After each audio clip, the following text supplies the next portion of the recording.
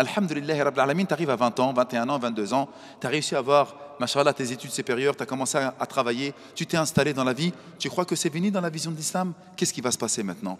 La vision moderniste et matérialiste qui va vous être proposée. Eh mon frère, fais un prêt par intérêt. Installe-toi dans la vie. Comment ça? Tu dois avoir une maison. Le musulman fort est meilleur que le musulman faible. Regardez la vision qu'il nous propose. Ce n'est pas la voie qu'il nous propose, la voie de quoi? Du matérialisme, du consumérisme, de l'hédonisme. La voie du quoi? D'avoir de l'argent et d'être propriétaire. Or, cette voie-là, elle est sans issue. Pourquoi? Parce que tu as déclaré la guerre à Allah et à son messager. Même, subhanallah, nous voyons parfois des parents, des conseillers bancaires, des frères qui eux-mêmes sont tombés dans ce péché-là et qui te disent, hé, Akhi, prends un prêt par intérêt, installe-toi dans la vie. C'est très important. Mais après 15-20 ans, eh bien, tu seras tranquille. Là, tu seras propriétaire et tu pourras même laisser, subhanallah, un héritage à tes enfants. Alors, la première des choses, tu n'es pas sûr de vivre 15-20 ans. La deuxième des choses, pendant 15-20 ans, tu es complètement prisonnier justement de ce prêt par intérêt. Tu vas aller voir ton patron, il va mal te parler. Ton métier, tu le détestes, tu ne le supportes pas. Au début, tu as pu l'accepter sans aucun problème. Mais au fur et à mesure que le temps y passe, tu te rends compte, mais qu'est-ce que je suis en train de faire là? Lorsque tu es jeune, tu vois, tu acceptes n'importe quoi. Mais plus le temps y passe et plus tu commences à considérer la vie, et plus tu dis, mais c'est nul ce que je suis en train de faire. Mais est-ce que tu peux partir? Tu peux changer de métier comme tu veux? Ben non, parce qu'il y a les traites bancaires qui arrivent. Tu as contracté un prêt par intérêt, tu es obligé de payer. Et donc tu te retrouves pieds et mains liés. Tu te retrouves esclave de ton propre prêt. Ton patron, il va mal te parler, tu vas te taire. Tu voudras, subhanallah, peut-être changer de vie, tu en as marre, tu ne pourras pas parce que tu as des traites. Ouais, si, mais dis, on pourra toujours le vendre, le bien. Et comment tu pourras le vendre? Est-ce que c'est simple de vendre un bien comme ça? Et même une fois que tu l'as vendu, qu'est-ce que tu auras fait? Tu auras déclaré la guerre à Allah et à son messager. Et donc, lorsque tu t'installes dans la vie, et c'est ça que je suis en train de vous dire, les petits frères, faites très, très, très attention de ne jamais prendre une voie qui va déboucher à un interdit. Parce que si vous faites cette chose-là, vous allez vous perdre en chemin. Vous n'allez pas trouver le véritable chemin. Vous allez plutôt trouver, subhanallah, un mur qui va être érigé en face de vous et qui va être très difficile à surmonter. Parce que si vous voulez la bénédiction d'Allah, vous devez emprunter un chemin qu'Allah a agréé.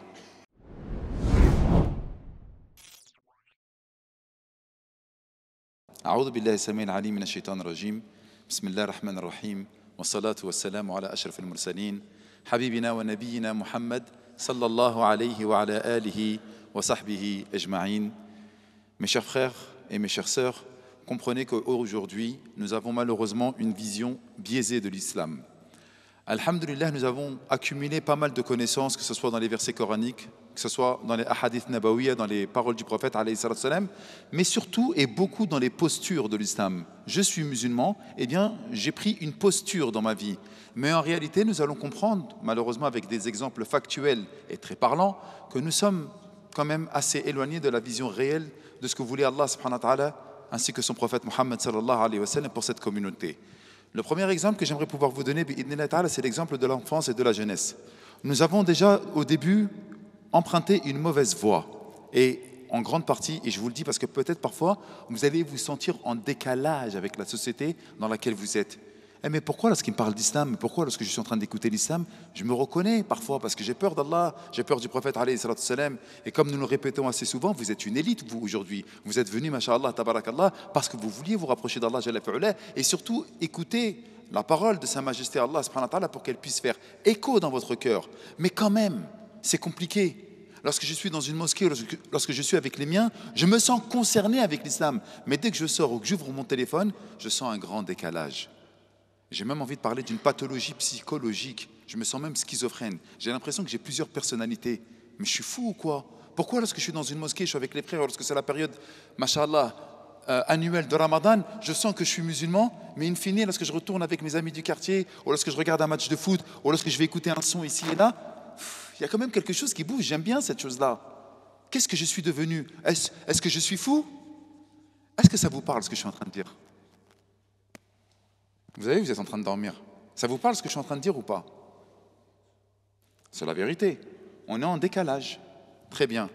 La première des choses qui nous a montré en fait que nous étions en décalage, c'est que nos parents, qu'Allah les préserve, amin ya rabbal alamin, ils n'ont pas véritablement ancré en nous justement cette vision de l'islam globalisante, qui n'est pas simplement qu'un amas de rites, mais qui est quand même une identité première. Et vous remarquerez malheureusement, subhanallah, qu'on a laissé beaucoup de champs libres aux enfants. Et donc déjà pour trouver ta voie dans la voie de l'islam lorsque tu es enfant, à savoir que lorsque tu es enfant, moi je me rappelle lorsque nous étions jeunes, que ce soit Nedr ou moi ou les anciens qui sont de notre génération, on n'imaginait pas devenir autre chose qu'un bon père de famille, essayer de trouver un travail, faire le pèlerinage à la Mecque, s'installer dans la vie de manière concrète. Vous y pensez, mais avant de vous y penser, vous vous dites j'ai une jeunesse d'abord. Et au lieu de penser à utiliser cette jeunesse en anticipation à votre âge adulte, vous pensez utiliser votre jeunesse déjà pour pouvoir percer sur les réseaux sociaux, pour percer sur le terrain, pour percer par rapport à quelques rimes ici et là de rap ou d'autres punchlines que vous pouvez sortir. Et malheureusement, ça, c'est à cause de qui? C'est à cause des parents. Parce que dès le début, bien qu'ils voulaient vous donner, subhanallah, une éducation basée sur les traditions, écoutez bien ce que je dis, les mots ont leur importance, sur les traditions du pays d'origine, ils n'ont fait malheureusement qu'une chose qui vous a un tout petit peu éloigné d'Allah. Vous donner un héritage islamique, c'est bien, mais il est basé sur le traditionnel. Or, on aurait voulu que vous puissiez prendre un héritage qui puisse être cultuel, à savoir que Allah subhanahu wa ta'ala soit foncièrement impliqué dans votre quotidien. La preuve, vous êtes beaucoup des jeunes aujourd'hui à être venus. Et très honnêtement, vous nous avez vus sûrement sur vos téléphones. D'accord ou pas? Vous nous avez vus sur les téléphones. C'est les téléphones là. Lorsque vous nous regardez sur nos téléphones, qu'est-ce qui s'est passé? C'est que dans votre jeune âge déjà, vous aviez un téléphone, vous aviez un smartphone dans les mains. Et ce smartphone-là, il vous a montré quoi? Une autre vision que vous deviez avoir de l'islam. Une autre voie. Il va y avoir bien entendu les rappels, mais inondés, submergés dans combien d'autres choses qui sont fausses. La vérité, elle est, comment un papa ou une maman il a pu donner un téléphone dans les mains de son petit? Avec toutes les fawahish, les immondices que l'on peut voir, qu'est-ce qu'ils vont montrer également? La vie de tel ou tel influenceur, la vie de tel ou tel rappeur, le clash entre telle ou telle personne, la vie de tel ou tel footballeur. Et donc toi, tes parents plutôt, ton père et ta mère, machallah, lorsqu'ils sont impliqués dans la religion, je dis bien lorsqu'ils sont impliqués, malheureusement, c'est pas tout le monde qui a des parents qui sont impliqués religieusement parlant, ils vont pas vous parler de religion en vous disant attention, comme il vient de dire Nedr, hafidahullah ta'ala, Allah raqibun alayna, Allah il nous surveille 24 sur 24. Et qu'Allah subhanahu wa ta'ala, il veut de nous le bien.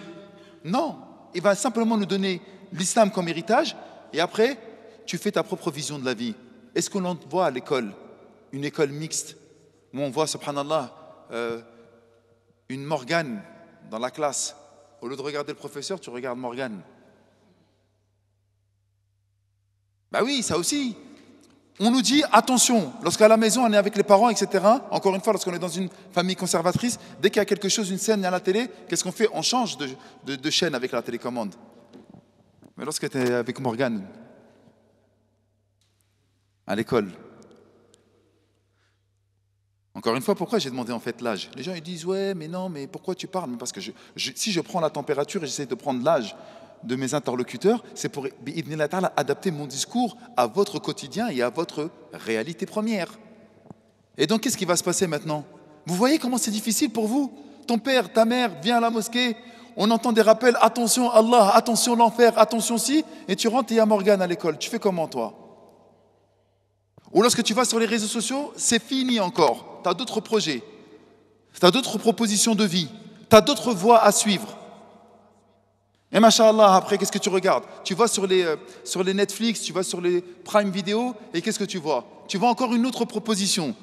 Tu vois également des mangas qui vont te proposer des choses qui n'ont rien à voir avec la réalité première. Des dieux, des mondes parallèles, des samouraïs qui arrivent à ressusciter, des épées, des démons qui viennent et qui ont des levels. Et il y a ton père, subhanallah, qui vient et qui te raconte Qala Allah wa Qala Rasoul. C'est compliqué ou c'est pas compliqué, les frères? C'est compliqué, il faut dire la vérité, c'est compliqué. Et donc maintenant, une fois qu'on vous dit cette chose-là, mais attention, si Allah subhanahu wa ta'ala vous a fait vivre dans cette époque-là, c'est que vous avez également d'autres outils qui vont vous permettre de vous rapprocher de lui. De la même manière que le mal vous est proposé dehors, dans la société, à travers votre téléphone, il y a également énormément de biens qui vous est également accessible. Il n'y a jamais eu autant de mosquées dans lesquelles on peut vous enseigner le Coran. À l'époque, lorsqu'on était né derrière moi à la mosquée, il n'y avait pas un propos en français. Très tardivement, nous avions Rachid Hadash, rahimahullah ta'ala. Nous avions Ami Hassan également, à l'époque, qui nous parlait. Et il y avait également Cheikh Yunus, hafidahullah ta'ala, qui pouvait nous parler avec un accent. Mais un accent, frère, tu passais plus de temps à rigoler qu'écouter le rappel, tu vois. Mais au moins, il nous parlait en français, il y avait un lien. Mais vous, à votre époque, veux-tu du rappel? En voilà. Tu veux des livres en français? En voilà. Tu veux la sira? Tu veux les kutub al-fiqh? Eh bien, tu en as également en français. Et donc, de la même manière, comprenez bien que vous allez avoir énormément d'éléments qui vont vous éloigner d'Allah Jalla fi'ula et de la voie de l'islam. Vous avez également énormément d'outils et d'instruments qui peuvent vous ramener sur la voie de l'islam et d'Allah subhanahu wa ta'ala. Et donc, à un moment ou à un autre, il reste quoi, in fine? C'est toujours la même chose, les frères. Que tu sois petit ou que tu sois grand, c'est toujours la même chose. C'est ton choix. Tu as un choix. Tu dois faire un choix. Soit tu fais le choix du quartier, le choix des réseaux sociaux, le choix du mensonge, et tu réponds à l'appel de phare que Shaitan t'a fait, ou soit, subhanallah, tu fais le choix de la piété, le choix de la vérité, le choix de la justice et le choix de l'identité première qui t'est quoi proposée? Celle de l'islam, celle du suivisme du prophète Mohammed sallallahu alayhi wa sallam. Pourquoi je vous dis cette chose-là? Parce que c'est véritablement un choix que tu dois faire. Et pourquoi je vous parle à vous les jeunes? Parce que vous les jeunes, on ne vous a pas respecté. On vous prend pour des gamins. On vous parle de foot, on vous parle de manga. Du coup, combien de fois, regardez, vous n'arrêtez pas de dire du coup. Pourquoi il n'y a même plus de vocabulaire, il n'y a plus rien du tout? On ne vous respecte pas, les gars. On ne vous parle pas, on ne vous dit pas la vérité. Wallah, hein, vous avez les petits de 10 à 15 ans qui avaient levé la main. On ne vous respecte pas, mes petits frères. Pourquoi on ne vous dit pas la vérité? On ne vous dit pas que le temps il passe super vite. Comme je l'ai dit hier, subhanallah, à Fatah, il se passe quoi? Le Covid, c'était il y a 4 ans. Allahu Akbar, le Covid, c'était il y a 4 ans. Ça passait. Je disais, j'avais pris un exemple avec un petit qui était là. Il m'a dit, ouais, au Covid, j'avais 12 ans. Aujourd'hui, il a 16 ans. 16 ans. Dans 2 ans, il est majeur. Il peut conduire une voiture, il peut passer son permis. C'est incroyable. Qu'est-ce qui s'est passé en 4 ans? C'est passé super vite. Et eux, ils vous croient, ils vous prennent toujours pour des enfants. Alors que, subhanallah, Sayyidina Muhammad sallallahu alayhi wa sallam, lorsqu'il y avait Ali qui était là et qui avait 12 ans, et qu'il avait réuni toute sa famille, et lorsque Sayyidina Muhammad sallallahu alayhi wa sallam a dit, imagine que je vous annonce une armée derrière la montagne ici, est-ce que vous me croirez? Bien sûr, anta sadiqul amin, tu es certes tu es le véridique, le digne de confiance, bien sûr que nous te croyons. Et il a dit, eh bien je suis venu vous annoncer que je suis le prophète d'Allah subhanahu wa ta'ala avec un message clair. Et là ils ont commencé à se moquer de lui. Il a dit, qui veut venir me soutenir dans ce message-là? Qui veut venir me soutenir? Et il voyait, subhanallah, que ni les personnes de sa famille, ni même ses amis ne levaient la main. Et là, subhanallah, il y a Sayyidina Ali radiyallahu anhu qui a levé la main. Un petit de 12 ans, il lève la main. Vous croyez que le prophète sallallahu alayhi wa sallam va lui dire quoi? Je l'ai déjà raconté dans une de mes vidéos. Baisse la main, arrête, tu me fais la honte, t'es quoi? T'as un petit de 12 ans? Arrête, qu'est-ce que tu racontes? Et il lui a pris la main, il lui a dit, voilà celui qui va me soutenir dans cette mission. Subhanallah al-Azim. On ne respecte pas nos enfants. On ne respecte pas nos petits. T'as 12 ans, t'as 10 ans, t'as 15 ans, t'es un bonhomme, frère. Pourquoi c'est facile de tomber amoureux lorsque t'as 15 ans et tu ne peux pas prendre tes responsabilités? Hein, tu peux kiffer une fille lorsque tu es plus jeune à 15 ans. Tu as envie de te projeter dans le mariage. Wallah, que j'ai vu des petits de 15-16 ans, ils me disaient, j'ai envie de me marier, Mehdi. Je fais, t'es un bonhomme, machallah, t'as envie de rester dans le halal. Pourquoi à 15 ans, 16 ans, il vient, il dit, des fois on nous envoie des messages, Genève, il peut en témoigner, ils sont jeunes, ils veulent se marier. Pourquoi? Mais t'as que 15 ans, t'es jeune. Mais non, il est mukallaf, il a la responsabilité, il a l'âge adulte dans l'islam. Il veut se marier, il veut être en conformité avec Allah. Pourquoi à 15 ans tu veux être en conformité avec Allah? Parce que justement, il a la bonne vision dans la vie. Et il a trouvé la voie dans la voie de l'islam. Même si je suis jeune, j'ai le droit de prendre mes responsabilités. Ouais, oui les gars, vous avez le droit de prendre vos responsabilités. Ne laissez jamais vous dire le contraire. Qu'est-ce que tu racontes? T'es encore trop jeune. Parle pas comme ça. Ouais, t'es jeune, c'est vrai. Pour pouvoir te marier, sois un bonhomme, travaille. Essaye de trouver un appartement, mets de l'argent de côté. Celui qui a les moyens financiers et physiques de se marier, qu'il se marie. Mais tu as le droit d'y penser à 15 ans. Au lieu de faire n'importe quoi, d'acheter la dernière PS5, d'acheter l'iPhone 12, 13, 14, 15, peu importe, au lieu de dépenser ton argent dans des choses qui sont inutiles, tu as 15 ans, tu es intelligent, commence à mettre de l'argent de côté. Lorsque tu auras 18 ans, 19 ans, machallah, et que tu voudras aller voir le papa de la future prétendante, ouais, Ami, t'inquiète, je suis là, je suis opérationnel. La dot, elle est là, mais t'inquiète même pas. T'as étudié? Oui, j'ai étudié. Parce que lorsque tu avais 12 ans, etc., tu ne pensais pas à faire n'importe quoi, à rester à traîner dans le corner. Tu travaillais, tu t'investissais, tu as trouvé ta voie dans la voie de l'islam. Parce que dès que tu avais jeune, tu dis, il faut que je m'installe dans la vie. Et la meilleure manière de s'installer dans sa vie, c'est de trouver son âme sœur, de trouver un équilibre, de trouver justement cette tranquillité, cette sérénité, cette quiétude qu'on trouve dans le mariage. Donc tu vois que dans la voie dans laquelle tu dois emprunter, lorsque tu es jeune, tu commences déjà, bi'idhnillah ta'ala, à vouloir t'installer dans la religion de l'islam. Comment? En étant déjà un homme, en prenant tes responsabilités. Parce que le plus gros des questions qu'on reçoit, c'est des questions d'amour. Hein. La flamme qui vous consume de l'intérieur. Morgane, si elle est convertie.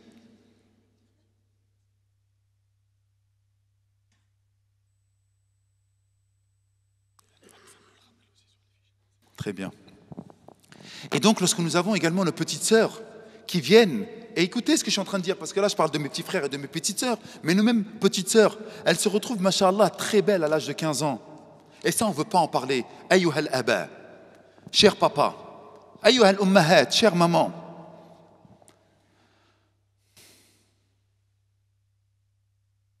Là, je suis en train de faire la phrase dans la tête pour pas qu'elle choque.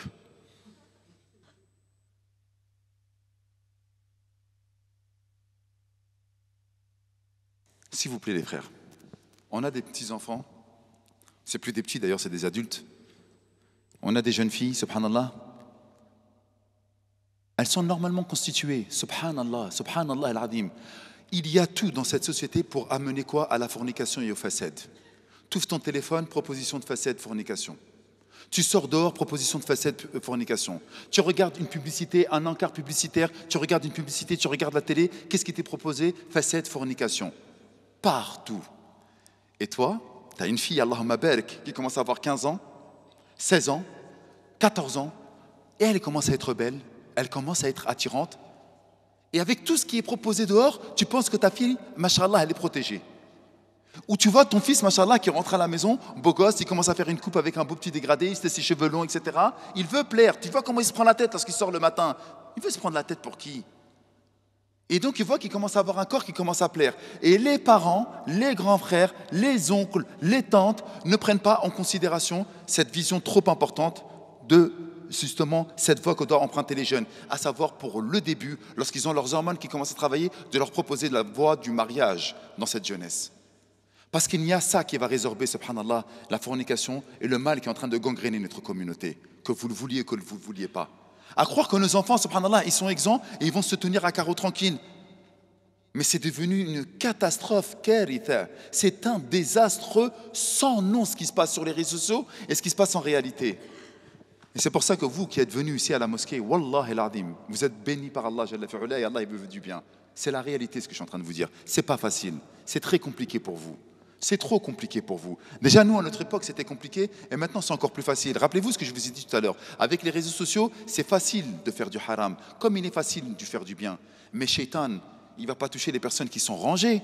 Shaitan, il ne va pas laisser les personnes, machallah, qui sont dans des kulliyat, qui sont, machallah, inscrits dans les cours de Coran. Shaitan, il va toucher qui? Il va toucher les personnes, subhanallah, dans lesquelles, ou plutôt, c'est ceux-là qui va toucher. C'est ceux qui essaient de tendre vers Allah, Jalla fi'ula. Ceux qui sont éloignés, Shaitan, il dit, c'est bon, le taf, il est fait, je n'ai pas besoin de me prendre la tête avec eux. Et donc, plus vous allez essayer de prendre la voie de l'islam, et plus vous allez voir que ça va être compliqué et que les attaques, elles vont venir de partout. Une fois que nous avons dit cette chose-là, Alhamdulillah, Rabbil Alamin, tu arrives à 20 ans, 21 ans, 22 ans, tu as réussi à avoir, mashallah, tes études supérieures, tu as commencé à travailler, tu t'es installé dans la vie, tu crois que c'est fini dans la vision de l'islam? Qu'est-ce qui va se passer maintenant? La vision moderniste et matérialiste qui va vous être proposée. Eh mon frère, fais un prêt par intérêt. Installe-toi dans la vie. Comment ça? Tu dois avoir une maison. Le musulman fort est meilleur que le musulman faible. Regardez la vision qu'il nous propose. Ce n'est pas la voie qu'il nous propose. La voie de quoi? Du matérialisme, du consumérisme, de l'hédonisme. La voie du quoi? D'avoir de l'argent et d'être propriétaire. Or, cette voie-là, elle est sans issue. Pourquoi? Parce que tu as déclaré la guerre à Allah et à son messager. Même, subhanallah, nous voyons parfois des parents, des conseillers bancaires, des frères qui eux-mêmes sont tombés dans ce péché-là et qui te disent « Eh, Akhi, prends un prêt par intérêt, installe-toi dans la vie. C'est très important. Mais après 15-20 ans, eh bien, tu seras tranquille. Là, tu seras propriétaire et tu pourras même laisser, subhanallah, un héritage à tes enfants. » Alors, la première des choses, tu n'es pas sûr de vivre 15-20 ans. La deuxième des choses, pendant 15-20 ans, tu es complètement prisonnier justement de ce prêt par intérêt. Tu vas aller voir ton patron, il va mal te parler. Ton métier, tu le détestes, tu ne le supportes pas. Au début, tu as pu l'accepter, sans aucun problème. Mais au fur et à mesure que le temps y passe, tu te rends compte, mais qu'est-ce que je suis en train de faire là? Lorsque tu es jeune, tu vois, tu acceptes n'importe quoi. Mais plus le temps y passe, et plus tu commences à considérer la vie, et plus tu dis, mais c'est nul ce que je suis en train de faire. Mais est-ce que tu peux partir? Tu peux changer de métier comme tu veux? Ben non, parce qu'il y a les traites bancaires qui arrivent. Tu as contracté un prêt par intérêt, tu es obligé de payer. Et donc tu te retrouves pieds et mains liés. Tu te retrouves esclave de ton propre prêt. Ton patron il va mal te parler, tu vas te taire. Tu voudras, subhanallah, peut-être changer de vie, tu en as marre, tu ne pourras pas parce que tu as des traites. Ouais, si, mais dis, on pourra toujours le vendre, le bien. Et comment tu pourras le vendre? Est-ce que c'est simple de vendre un bien comme ça? Et même une fois que tu l'as vendu, qu'est-ce que tu auras fait? Tu auras déclaré la guerre à Allah et à son messager. Et donc, lorsque tu t'installes dans la vie, et c'est ça que je suis en train de vous dire, les petits frères, faites très, très, très attention de ne jamais prendre une voie qui va déboucher à un interdit. Parce que si vous faites cette chose-là, vous allez vous perdre en chemin. Vous n'allez pas trouver le véritable chemin. Vous allez plutôt trouver, subhanallah, un mur qui va être érigé en face de vous et qui va être très difficile à surmonter. Parce que si vous voulez la bénédiction d'Allah, vous devez emprunter un chemin qu'Allah a agréé. Et donc, lorsque vous arrivez de 20 à 25 ans, vous essayez de vous installer dans la vie. Et après, qu'est-ce qui va se passer? Lorsque tu vas te marier et que tu as emprunté un prêt par intérêt, c'est dur, les traites, elles sont lourdes, un salaire, ça ne suffit pas. Tu vas faire quoi? Bon, vas-y chérie, toi aussi, tu vas aller commencer à travailler. Et donc, on se retrouve avec quoi? Avec un homme et une femme qui travaillent. Mais il ne faut pas attendre trop longtemps. Ça fait maintenant 3-4 ans qu'on est ensemble. Ça serait bien d'avoir un enfant, mais il faut continuer à travailler. Donc, il y a la femme qui travaille, il y a l'homme qui travaille, et l'enfant, c'est qui le garde? Ça va être la crèche. Il n'aura pas l'amour de sa mère. Ensuite, ça va être la maternelle. Il va arriver à 8h, il va ressortir à 18h30. Il va faire la cantine à l'intérieur. Il va passer toute la journée là-bas. Elle est où l'éducation? C'est qui va l'éduquer? Et tu vas rentrer le soir, elle va être éreintée, fatiguée, et l'homme, il va être également fatigué et éreinté. Mais il faut également s'occuper à faire à manger. Il faut s'occuper des enfants. Il faut que les deux puissent également s'occuper des tâches ménagères. Il n'y a plus d'équilibre. Elle est dehors et lui, il est dehors. Et ensuite, ils sont ensemble dans les biens matériels. Ils sont ensemble dans les gestions du foyer familial, du foyer matrimonial. Et là, c'est compliqué. Pourquoi elle n'aurait pas son mot à dire? Il faut toujours un chef à la maison, que ce soit l'homme ou que ce soit la femme. Mais il faut obligatoirement un chef à la maison. Et c'est qui a le qawama? C'est l'homme. C'est qui doit subvenir aux besoins de sa famille? C'est l'homme. C'est lui, subhanallah, qui doit justement être le protecteur de sa famille, comme Allah, subhanahu wa ta'ala, l'a mentionné dans le Coran. Mais lorsque se retrouve avec deux personnes qui sont en train de travailler, eh bien c'est le désordre à l'intérieur de la famille. Pourquoi? À cause d'un prêt par intérêt, parce que tu dois payer des traites. Et donc pendant ces 20 ans ou 25 ans que tu es en train de payer des traites, quelle va être ta vie? Les enfants, qui va les éduquer? Quelle est la voie que tu as empruntée? La voie du matérialisme? La voie de l'esclavage? Parce que c'est exactement ça, tu es esclave de ton prêt par intérêt, tu es esclave de ta maison, tu es esclave de ton travail. Les gars, je suis en train de vous parler pour de vrai, ne tombez jamais là-dedans. Wallah el-Azim. Il y a un frère, Allahumma barik, il a une maison à 1,5 million d'euros. Il m'a invité, subhanallah, et il se retrouve en problème avec sa femme. Qu'est-ce que tu as fait? Wallah el-Azim, tu vois sa maison, tu tombes par terre, Allahumma barik. Tu vois sa maison, tu vois ses voitures, tu vois son style de vie, Allahumma barak, mais que d'un point de vue matériel. Et Meskin, c'est le problème absolu avec son épouse. Il n'y a plus rien. Ils font chambre à part. Il y a le divorce. Il me dit à quoi ça sert d'avoir tout ça? Comme je regrette quoi? D'avoir justement contracté et d'avoir travaillé dans le haram. N'empruntez pas cette voie, les gars. Pourquoi je vous dis ça? Parce que lorsque vous allez travailler, vous les jeunes, faites pas un travail qui va être ou qui va aller à l'encontre de votre voie, qui est la voie de l'islam. Parce que c'est ce qu'on va vous proposer. On va vous proposer des travaux ou des métiers, parfois qui sont à l'encontre de la voie islamique. Travailler pour des assurances, travailler pour des banques, travailler en vendant, subhanallah, des choses qui sont illicites. Travailler peut-être pour nos sœurs lorsqu'elles sont belles dans le mannequinat, ou même maintenant pour des frères qui sont dans le mannequinat. Je vous raconte une histoire. J'étais à Châtelet, et à Châtelet, subhanallah, je vais pour faire la salade, il y avait un ami à moi qui avait un magasin, et c'était l'heure de salat el-Maghrib. Donc comme je savais qu'il était là-bas, je me suis rendu dans son magasin. Châtelet, c'est le cœur de Paris. Et je monte dans sa réserve pour aller faire el-Maghrib. Et lorsque je descends, je vois un frère, qu'Allah le préserve, dites amin les frères. Écoutez, mais c'est trop. Je finis sur cette anecdote, après, dans 4 minutes, je vais redonner la parole à Neder. Et ensuite, je ferai la deuxième partie après, il y a encore beaucoup de choses à dire, Inch'Allah, pour trouver ta voix dans la voie. Écoutez bien, hein. Je vois un frère, il arrive, un frère, mais moi je ne savais pas que c'était un frère. Il fait peut-être 1,95 m, il a des cheveux, comment tu t'appelles? Yanis? Anis?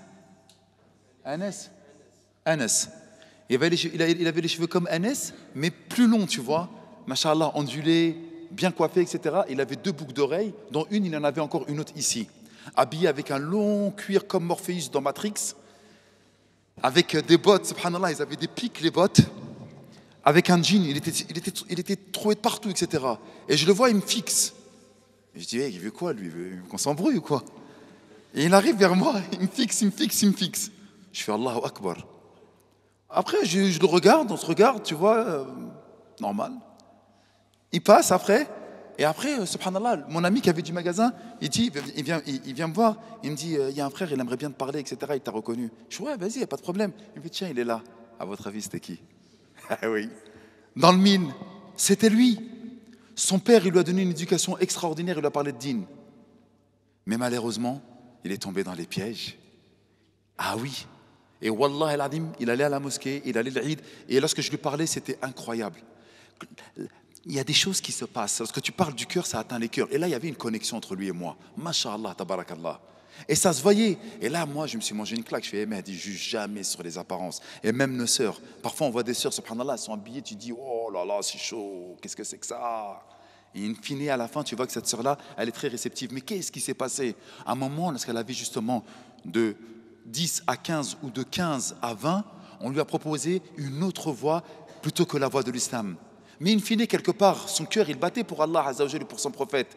Mais parfois, lorsqu'on emprunte des voies, c'est très compliqué de revenir. C'est la raison pour laquelle il faut toujours être dans l'anticipation. Il faut toujours prévenir plutôt que guérir. Et si je vous parle comme ça, c'est pour que vous soyez justement dans la prévention et dans l'anticipation. Ne vous faites pas avoir. Parce que parfois, même si ta foi elle est forte, même si tu as envie de revenir à Allah subhanahu wa ta'ala, il me reste une minute. Même si ta foi elle est forte et même si tu as envie de revenir à Allah subhanahu wa ta'ala, il y a quelque chose qui est immense, qui est extraordinaire. C'est quoi? Pas immense et extraordinaire d'un point de vue qualitatif, immense et extraordinaire d'un point de vue difficulté. C'est-à-dire que lorsque tu t'es habitué à un péché, à un mal, c'est très compliqué de pouvoir en ressortir. Ne tombez pas justement dans les pièges. Et je l'ai dit, c'est sur ça que j'arrête ma première partie. Fumer une cigarette, une seule, c'est pas grave. Fumer un joint, la première fois, c'est pas grave. Prendre un ticket de tiercé ou un ticket de loto, la première fois, c'est pas grave. Forniquer ou regarder un film hachek immonde tout seul dans ta chambre, sur ton téléphone, la première fois, c'est pas grave. C'est grave, c'est un péché, mais c'est pas grave au point où tu risques de tomber dans l'addiction. Mais rappelez-vous, tous ceux que vous voyez, subhanallah, qui sont addicts aux choses que je viens de dire, ils ont eu une première fois et ils ne savaient pas comment en ressortir. Et jusqu'à maintenant, 40 ans, 50 ans, ils ne sont toujours pas ressortis de cette addiction. Donc vous êtes jeune, vous pouvez avoir la facilité de tomber dans la première fois. C'est facile, mais tu ne sais pas quand tu peux en ressortir. Alors pourquoi tu n'es pas dans l'anticipation? Pourquoi tu n'es pas dans la prévention plutôt que dans la guérison? J'y arrive plus. Préviens, protège-toi avant de te dire peut-être que tu rentres. Parce que tu vois les vieux là, dans les tierciers, dans les rades, tu vois les gens qui sont en train de tenir des corners, tu vois des gens, subhanallah, qui sont loin d'Allah, qui n'adorent pas Allah, Jalla fi'ula. Ils ont eu une première fois, comme vous avez peut-être, et vous aurez l'occasion de faire une première fois. Qu'est-ce que tu vas faire? Est-ce que tu vas tomber dans cette première fois? Faites pas ça, les gars. Parce que dans 5 ans, 20 ans, 30 ans, on pourra vous retrouver exactement comme celui qui avait une première fois, il avait une bonne tête, il était niya, il était propre, et maintenant tu regardes comment il est. La hawla wa la quwwata illa billah. Je vous dis à tout à l'heure pour la deuxième partie.